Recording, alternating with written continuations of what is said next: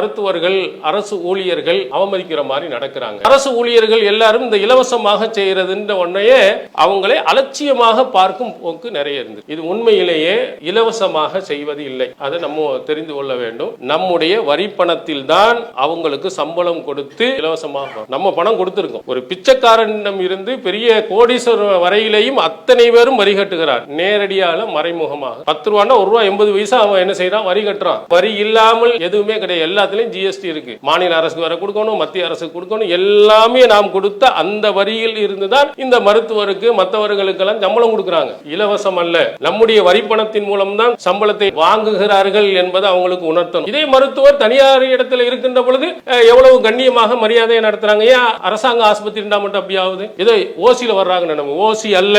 இவர்களெல்லாம் கொடுக்கும் வரி பணத்தில் தான் நீங்க சம்பளம் வாங்குறீங்க என்ற எண்ணத்தை அரசு உங்களுக்கு நல்லது போர்டிலையாவது எழுதி போடுங்க. மக்கள், ஏழை எளியவர்கள் உட்பட அனைவர்களும் தரும் வரி பணத்தில் தான் இங்கு இருக்கக்கூடிய ஊழியர்களுக்கு சம்பளம் கொடுக்கப்படுதுன்னு எழுதி வச்சு ஓரான் டெய்லி பார்த்துட்டு வர, கையெழுத்து போடக்கூடிய இடத்துல வரட்டும். அப்படி இருந்தா கண்ணியமாக மரியாதையாக நடத்துவாங்க. எல்லா டாக்டரும் அப்படின்னு இல்ல, நல்ல டாக்டர்கள் இருக்கிறாங்க. மரியாதையுடன் நடத்தக்கூடியவர்கள், அழகாக புரிய வைக்கக்கூடியவர்கள் டாக்டர்ல இருக்கிறாங்க, செவிலியர்ல இருக்கிறாங்க.